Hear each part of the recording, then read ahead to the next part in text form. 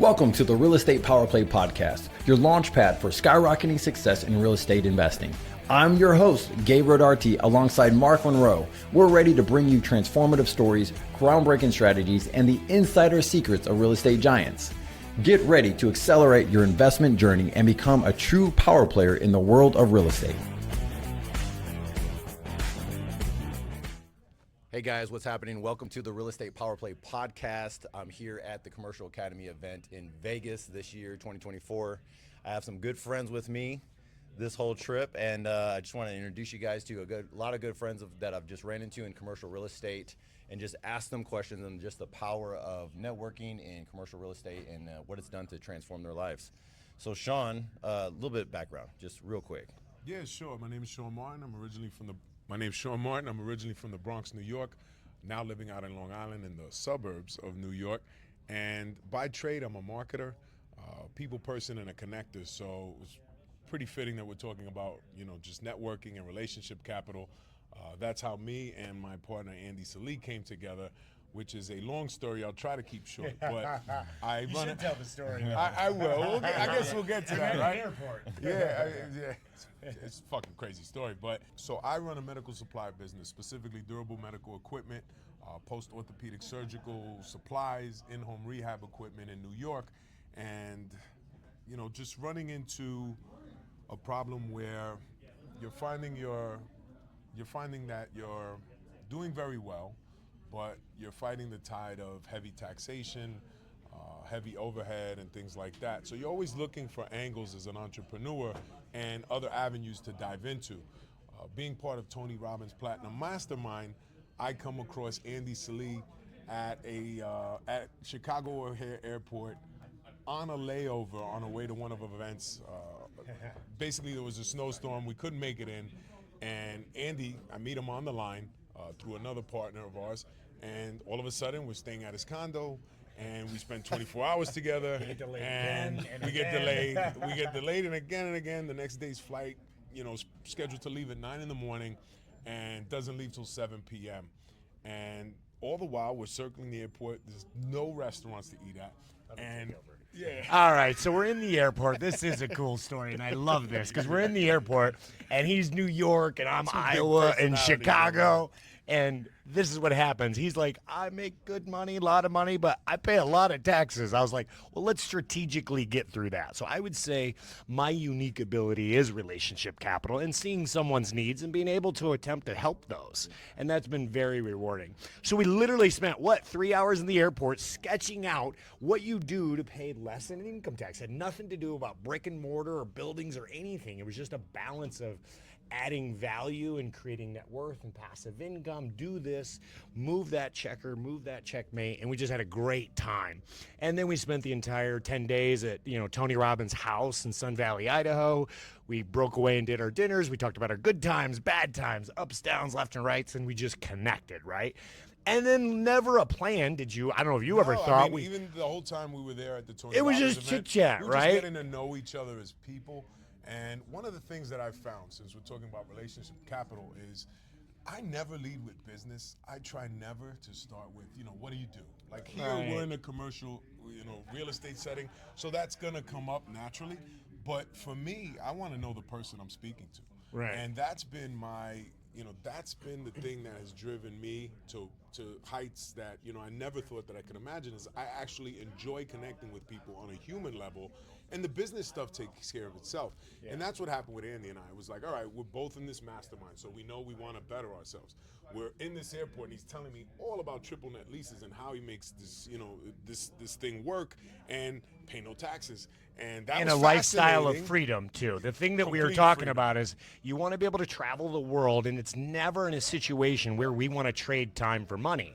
We want to make money while we sleep. I don't ask what you earned last year. I'm like, I ask what you make while you sleep. He loved that idea. I want to make a bunch of money while I sleep. So we tend to connect on a lot of different things. And we had no intention. I never thought that we'd ever do any business together. No. And then step two, after meeting in an airport, I've renewed his vows with his beautiful wife. His kids are like my kid. Lucas, I like to steal. He comes to Chicago. I go to New York. Now we're brothers and best friends and family. We never met that. But if it wasn't for one mastermind, one group, one connection, it never would have happened. I always say I'm one relationship away from where the life I want to be, and that's one. And that's one of the things also, we connected at an airport. Yeah, I know, brother. So we connected, we were at an event, and then next thing you know, it was like an early a.m. It's 6 like a.m. it flight, was we're all like cra- 2 hours Yeah, sleep. we're super early, so we're like, well, let's just grab breakfast here. And I hear his whole And you story. saw in Katona. Yeah, I hear his whole story within like 45 minutes. He breezes through, as he is really good at doing. So he's like, bam, bam, bam, bam, bam, bam, and we're just like, holy cow, you're Batman, you know? Yeah. So, oh man, that's awesome. So relationship capital, you're good at it. You're obviously really good I feel at my it. unique ability is relationship capital. Right. I've been very blessed, obviously. This is mainly a podcast for real estate investing for those people who want to get involved or they're just trying to expand. As far as certain characteristics or certain traits or certain skills that you have to have, how high up is relationship capital for raising capital, for building relationships with new buyers, new lenders, new sellers?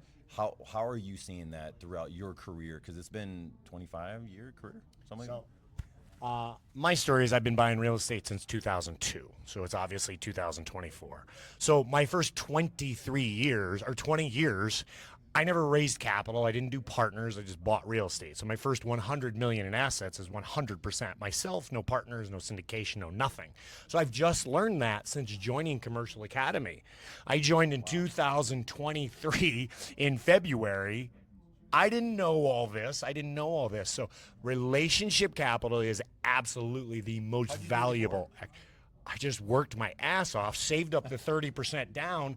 My unique ability was buying $3 or $4 million strip malls, paying half in cash and filling them up and taking my money back and buying it over and over and over. So now that's what we're doing. And I tell you, it took me 17 years to create a net worth or an asset portfolio that we did in 1 year. Wow. That is relationship capital. Wow. And I think to add to that, the relationship capital component for me has been priceless. Yeah. Literally, my entire career was based on my relationships with professionals. But furthermore, I started out as a marketing rep. I used to affectionately call myself a donut boy. I would go to the front desk. I would bring donuts or breakfast and coffee from Realtors. Dunkin', and just kind of mix it up with the staff and work my way to the administrative office, the people that actually directed the prescriptions, the medical prescriptions, to where I wanted them to be directed, which was in my direction. At the time, it was radiology, and then it moved on to durable medical equipment. But in order to do that, you've got to be good with people. Yeah. And I think entrepreneurs in general, there's a couple of types. You've got the people that are behind the scenes and they're grinders and they're numbers guys, or again, but to put the numbers guy on stage or to put the numbers We're guy more in a the vision. conversation. The guys doing the spreadsheets and all the hard work deserve a lot more of that attention, but we're more the vision of what's the next step, right? Do you not agree? 100%. We 100%. can't get caught up in all that. And I want to get that in. Oh, sorry. we've been blessed enough to kind of do it our own way. I'm wearing shorts and a button-down shirt to a commercial real estate seminar, and that's not a knock on Gabe. Gabe looks fly right great. now. But this is his style. This is how he dresses. This is how I would prefer to dress. This is how he would prefer to dress. And kind of being in your own lane allows for that. You don't have to conform to what anybody else does. And the networking and the relationship capital plays up to that desire to do it all on your own. Like if you're in a corporate setting, you're going to, be part of a team. But when you're an entrepreneur or a real estate guy, And I want to add to that a little bit. you've got to do it on your own. 100%.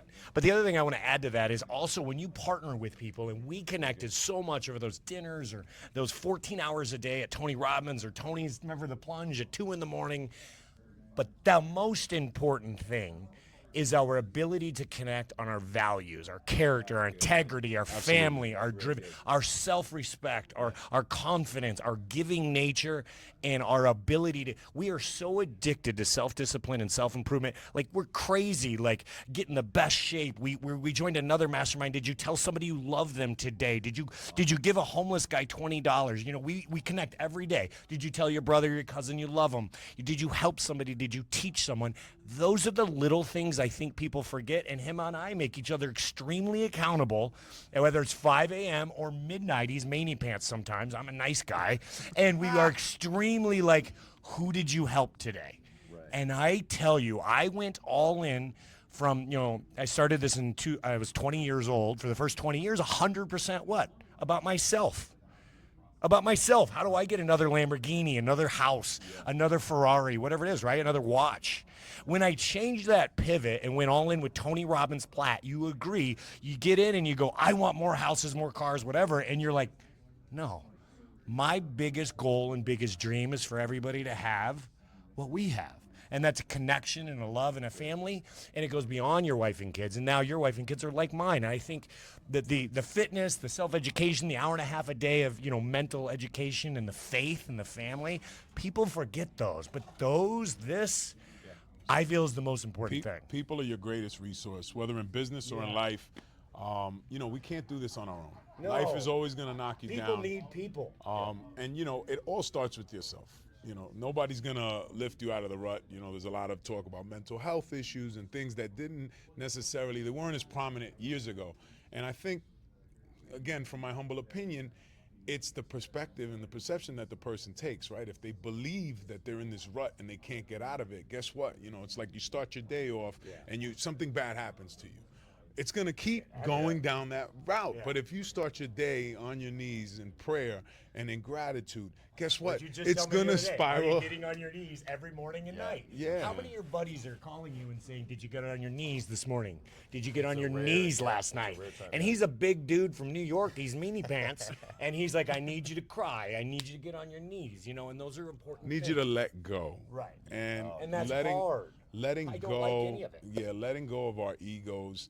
Letting go of the desire to get another Lamborghini or private jet. These are all things that I aspire to, but what I'm proudest of to this date, and you've been very, very flattering in terms of your support of what I do online. It's just that. It's to give. All right. I started out in the projects in the Bronx. I've been through some shit in my life. I don't know if you even know, but I was in prison for a couple of years. Wow. And I overcame that. I met the love of my life who stood by me. I met her 9 months before I went away. And did a 2-year bid and came home. Mind you, I have a college degree.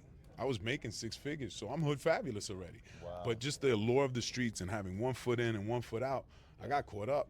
But that's where God put me. He needed to put me there in order to learn the emotional intelligence that I needed to, the internal self-reflection, to keep me sober for a couple of years. And more importantly, in that 2 years, I designed the next 10 years of my life in black and white composition notebooks and started reading self-development. Wow. And even then, coming home, I didn't figure it out, but I was on the right path, and then I became successful in business and in my relationship, and then I had children.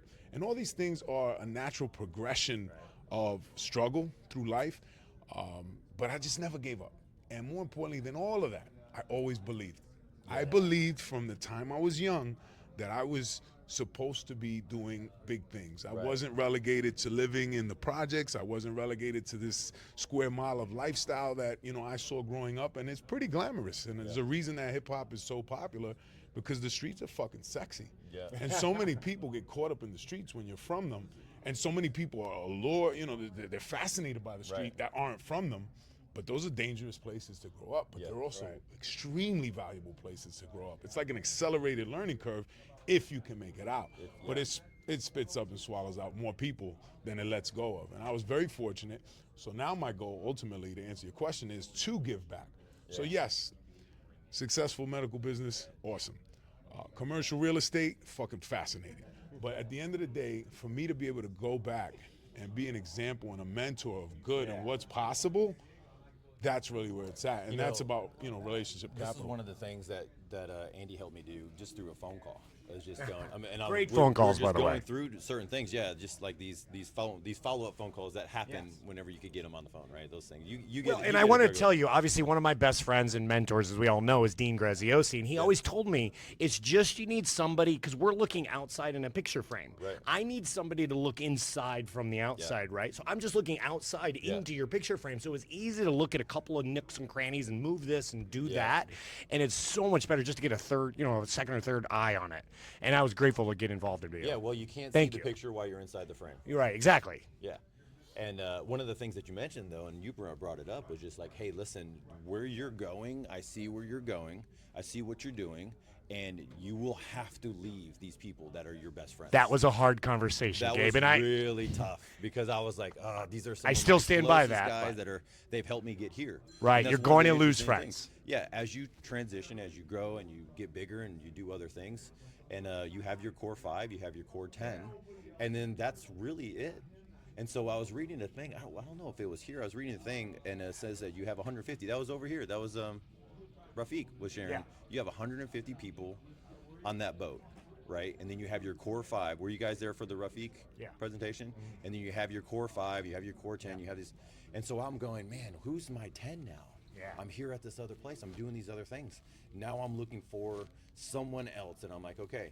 And really, I got some spots on my boat that I'm like, I'm leaving those 3 spots because I don't know who's there. I don't know who that person is. And you don't know when you're going to meet them. But you do enough, Date with Destiny, Tony Robbins, these other stuff, and you're going, that person's coming. I don't know who that person is, but you got to leave that space.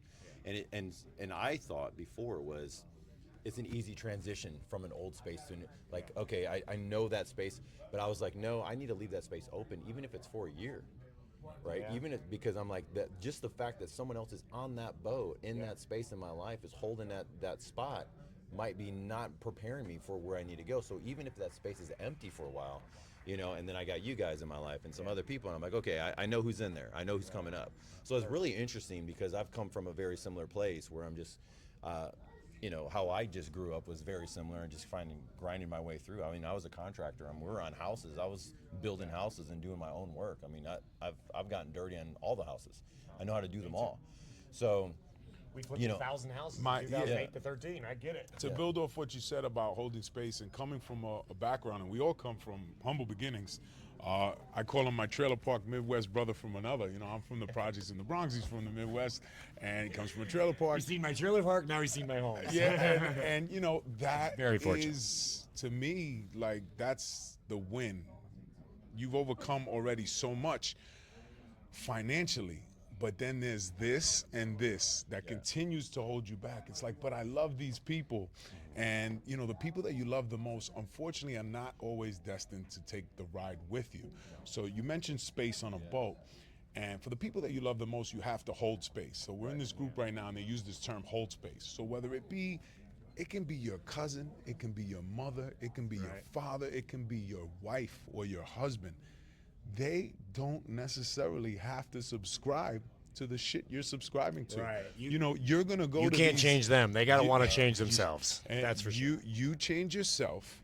Lead and by you example. hold space for the people that you love. And sometimes we've got to let them go, and we've got to detach, but do it with love. And they may take that as a slight. They may think you're all that, or you sold out. That's you think you're all that. You're the shit now. Nah, bro, I was always the shit. And you know what? At the end of the day, it's hard for them to come to that realization that we grew up in the same spot, but now Gabe's doing this thing, or Sean or Andy's doing this thing. And you are going to push people and away. you're not. You're really going to push people away. I think I always go back to that Ed Milet. The one guy I don't want to meet on my deathbed is the guy I could have become. Well, the problem is I say that, and I love that, and I love Ed. But not everybody wants to give it their all every day. I'm just trying to get 1% better. And you will lose friends, and you will push people away by saying that constantly. I want to never meet that guy that I could have been. I'm going to go after it every day. And not everybody wants that. And that actually is probably the most painful part. But these masterminds in the groups and Tony Robbins Platinum and all the stuff, I love it because we're all kind of going with that. Now, you get outside these circles, don't you go back and see your other friends that aren't really trying to just do that 1% a day? And let's be honest, like when you're making that progress, success is a scary place because you don't know what the other side looks like. Yeah. And that's why so many of us hold ourselves back. It's, well, I don't know what a fucking millionaire looks like. I don't know what a healthy marriage looks like. I don't know what a life without dysfunction, chaos, drugs, or alcohol looks like. I'm living for the weekend, Thursday, Friday, Saturday.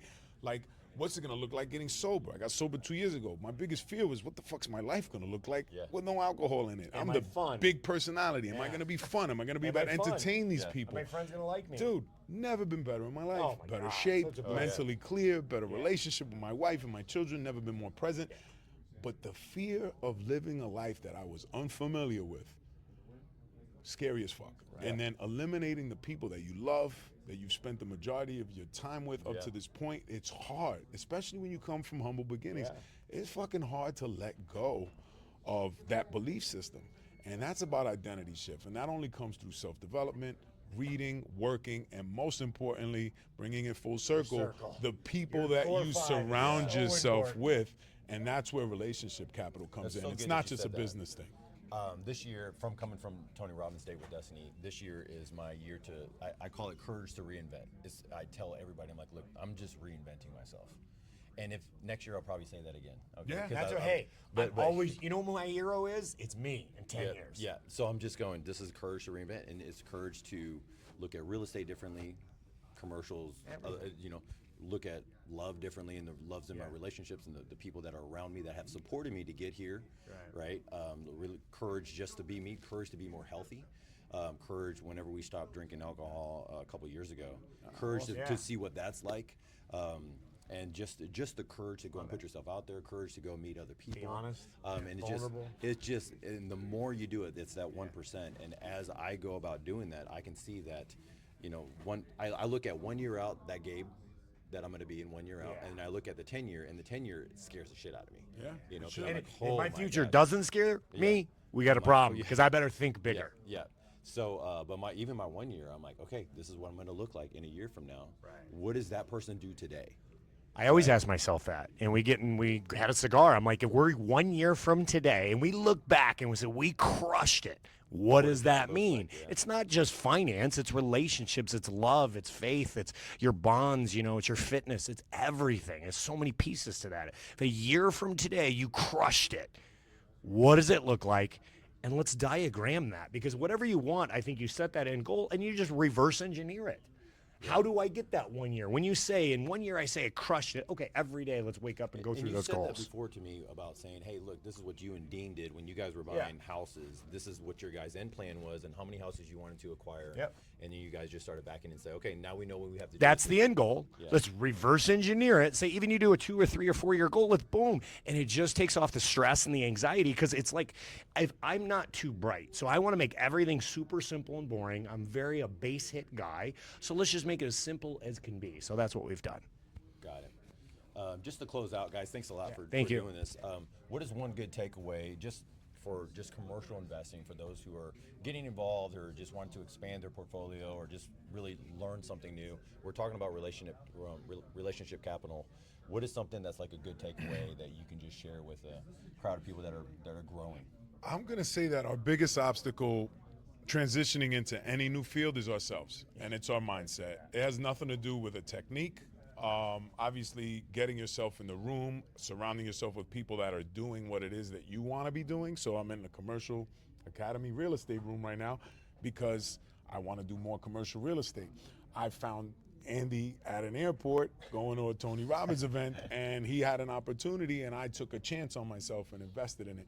And I think more than anything, the advice that I personally would give, because I'm ignorant to a lot of the details of real estate, yet I'm a successful real estate investor. Because I believed. What did we do just in our first 12 months? Dude, I believed that I could do it. And just to take it back, 13 years ago in a prison cell, in that composition notebook, I wrote that I'm going to be a successful commercial real estate investor. Wow. Never once had I taken a class. Never once had I I read a book. He never told me the full story. Look at that. Wow. And I mean, here we are, 8-figure portfolio together. And, it's fucking amazing. But have the courage to speak it into existence. For the first time at this event, I had the balls and the courage to say, you know what? I want to be a billionaire. Now, it's not going to be tomorrow. It's not going to be 5 years. It's not going to be 10 years. It's scary to say that, isn't it? It is scary. It was scary to write it down. Wow. And it's not scary to say it because it's not real anyway. But what's the worst that could happen? I hit 100 million. I hit 200 million. But I know I'm not going to end up at 10 or 20 because I had the audacity to say I want to be a billionaire. What right does this kid from Parkside Projects in the Bronx have to say that he wants to be a billionaire? I never knew anybody that made $200,000 a year. 6 figures was the goal, right? And if you make 6 figures, I want to be a millionaire. And, that's not to discount the working man that puts food on the table, supports themselves or their family. Everybody's on their own journey. But for me, I want to live a life without limitation. And in order to do that, it starts with belief. So if you want to get into commercial real estate, get into the room and don't fucking talk yourself out of it. Don't think that you have to know what it is that it's going to take to get there. Just have the balls or the heart, if you're a lady, to say that I'm going to get there. And then put in the work and surround yourself with the people that are going to get you there. The rest will fall into place. And I would just obviously awesome, love that. But I would just say, agree. The biggest thing is getting in the right rooms and being, getting started, but get in the right rooms, but also associate yourself with people that want that. Now, Sean and I are in 4 different masterminds together. We are doing a lot. Wow. But when I tell him about, hey, you should get in this room, he says yes. There's no hesitation. He doesn't even think. Wow. That is unbelievable. So we're going to go to the moon. $25,000 based on I just say get in the room because I always say this. If you want to get where I'm at, are you willing to go through what I went through? Right. And in 2020, I went all in on self-education, no drinking, and all this stuff to be the best man I could be. Yeah. So get in the right rooms, whatever that may take, and then be careful who your heroes are. If your hero is rich, but he's unfaithful to his wife, or he's not good with his kids and he doesn't make baseball, he makes every game every morning, you're not my hero. I don't care if you're a billionaire. You're unfaithful to your partner or your wife or your businesses, not interested. Right. So A, get in the right room. B, separate the line of who your heroes are and make sure your values completely align. And third, find your unique ability, whatever your unique ability is, and do nothing else but that. I'm a strategic coach with Dan Sullivan since 2009. And let me tell you, get in your unique ability lane and let everybody else do the rest, because that is going to create your largest paycheck and your biggest reward. I used to lean into me. Now I lean into others. And as he grows, I grow. As I grow, the people above me grow. And that's the most exciting thing. Awesome. Guys, thanks a lot for thank you. This was freaking awesome. I love that. You guys just gave it all right away. I love it. Guys, thank you for just watching this podcast. If you like what you see, subscribe, like it, share, and follow these guys. We'll put the links in the show notes below. See ya. Peace.